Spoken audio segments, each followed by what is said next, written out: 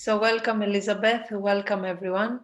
This is the second of a series of interviews on the four elements within and without: earth, fire, water, air. And we're going to be exploring the fire element today, or the warrior archetype. So in the previous one, we had a bit of an introduction, which we are not going to go into again. But for anyone who's listening, who's interested, you can watch the earth element or the mother archetype if you subscribe to the YouTube channel, and you can trace it there, or go on Facebook to New Life Pathways. And so starting on the fire element, I heard you talk last time about the elements being trapped in our bodies. And so my question is, what does a trapped fire, what are the symptoms of trapped fire in the body? Yeah. Okay, so fire is the element of transformation, of will, of being able to materialize the force that allows us to propel ourselves into expression. Now, if we are brought up in a culture which we are, where this energy is suppressed and we are doing what we're supposed to be doing rather than our own intuitive fire source direction, then we're going to be continuously kind of curtailing and suppressing that energy to fit in, to belong, to be approved, to be loved. And so we are going to be experiencing states of frustration, irritation, angst, and the feeling of stress, because that element is not flowing in us, is not available.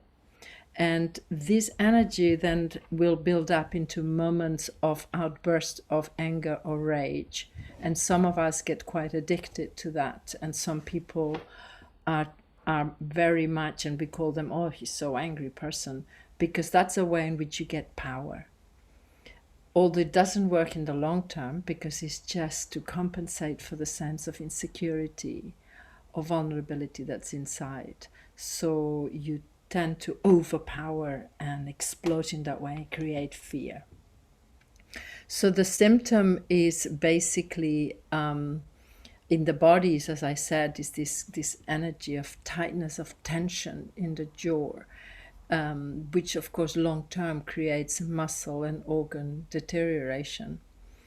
But at another level, at the energetic level, we are actually experiencing an ability to manifest, because this energy is not flowing, and the fire is like what produces alchemy and transform things. So it's not, as we are not transforming because our fire is not flowing.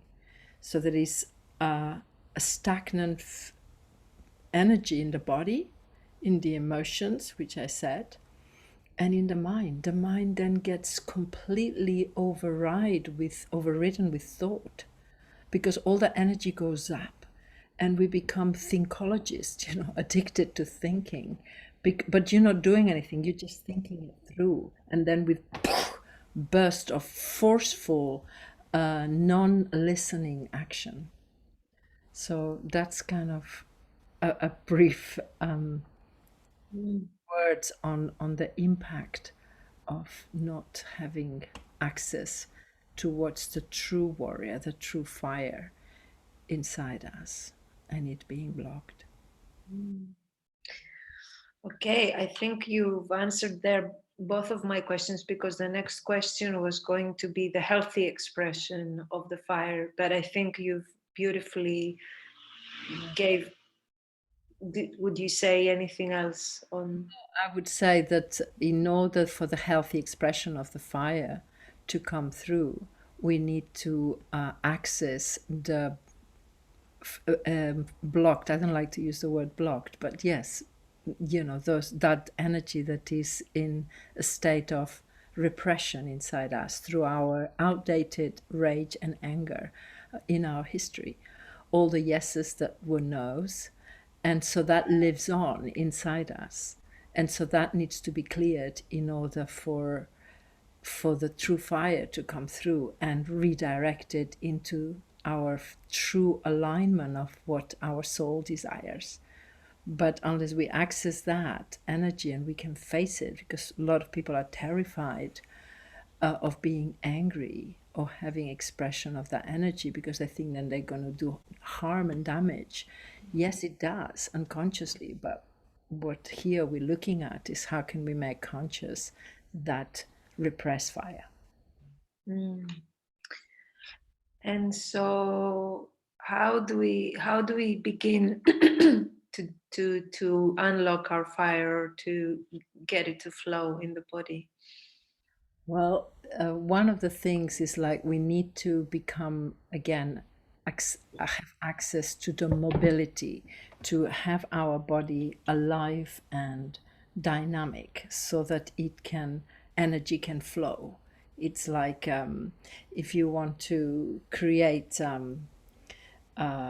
if you want to allow fire to burn something, to you create a safe pathway, so the body has to be alive, and then we begin to access where is it, in where do you repress your fire, what are the belief systems, what are the emotions that underneath these belief systems, and consciously we let this anger, this rage out through body, through movement, through dance, through voice, and to be able to speak, to open that, to open our voice is like that's something that we're terrified to make noise. Only when we are rageful or angry, it has us. We don't have it. It controls us, and then we feel wonderful for a moment. When people they go to situations and they pick a fight because it's a huge release, right, of energy.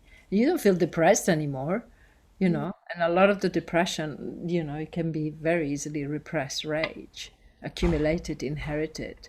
So how to allow that torrent consciously and slowly so that you can ride it rather than cathart it. I like that. Ride it rather than cathartic. Yeah. Yeah, yeah. And so when we were exploring the earth element, we came to the point where we talked about where we put our attention, and we were at the time talking about how we have um, how we connect with our sense of belonging, and that was part of the archetype of the mother, by learning to put our attention downwards to our vulva, to our womb, and our connection to the earth through that. And you said that it's all there for us. We are, we the sense of belonging is there. We belong. We are part of this earth and the cosmos. And you said it's just a matter of attention and learning where to put our attention. And you said that we will be talking about it a bit more in this warrior archetype. And I wanted to ask you, well, first, if you can say a little bit about that, but also in my when I teach as part of the Shiva Shakti women to bring their attention to their womb and their vulva, often what they encounter is a sense of numbness or pain. So yeah, I just want to open these, and maybe we can say a few words, not too much. Yeah, well, on attention, it's a very important aspect to all of this, because part of our education when is an education that's come from without in. We're being pushed information inside rather than allowing the child to develop again his five, his will. Where is his desire? Where is he firing? And then you guide him, focus on that. What did you say? You guide him? It got lost there. Guide him to focus on that which he desires to learn. So then you have endless focus. When you say, oh, I have a short attention span, meaning you are focusing on something that you're not very interested. When you're interested in something, you have huge amounts of focus. So our interests are compromised or not recognized on the one hand. On the other hand, we have addictions. Our culture provides us addiction. The number one addiction is this one, screen addiction. Screen addiction makes issues with your attention. It actually disables your capacity to have attention. And attention is key because it's our will, is where do we choose to put our attention. And I feel vulnerable as I say that, because if you can see the world that we live in, people are in a constant state of distraction and filling up the void and missing that fire, that direction, that own unique soul journey that they're here to thrive in and to share their gifts. But that is not discovered, especially through our home and educational system. So that's the first part. So attention is key, and through the working with this element, we are doing practices to help to free that choice of attention. And the other thing is, you said about the numbness of the vulva and the root. Yeah, that's going to be key. And when to how to be with our pain that we inherited, how to be with our blocked energy, but not from a place of drama or psychological inquiry, but from a place of letting all the body and all the wisdom that's there to embrace that shame, that numbness, all of that that's there for every woman and for every individual. Because again, that's another energy, the fire of our power, of our sexuality, of our eroticism, which we will talk more on the lover.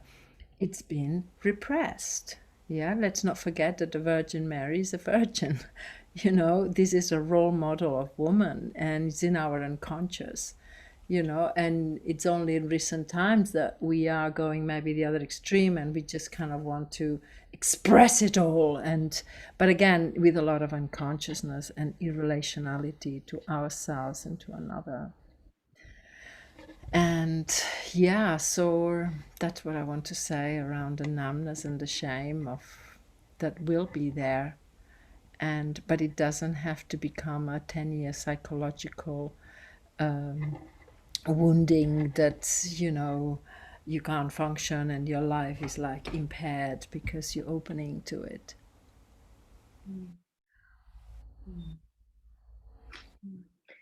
Beautiful. I don't think I have more questions. I mean, I know there is so much to talk about, but we don't want to make a video very long. So, yeah, do you feel something to add? Otherwise, we can conclude. I feel like it's actually a message for women that when we go beyond submission and rebellion, which is what we do with our fire, we repress it or we go self-righteous on it. But when we hold that energy like a torch and we don't burn ourselves with it or burn another, then you begin to land into your own sovereignty. And when you land in your own sovereignty, you begin to be less outside dependent and more self-igniting. And that's a beautiful thing. Yeah. Yeah, that's such a beautiful torch. And it's, yeah, so you're not burning yourself or burning another, but holding it to Yeah. light up your path. Yeah. Where you want to go. Yeah. To light up your path and to go where you want to go. Exactly. That's a you added to that a beautiful metaphor here that is our education did not provide us with this, and our grandmothers didn't have a torch. You know, most of our grandmothers and our mothers. Yeah. So thank you, Daphne. Thank you, Elizabeth. Yeah, I'm really getting to enjoy those Yeah. little things. And I'll see you at the lover's garden. Yes, indeed. Okay, so see you then. Bye, everyone.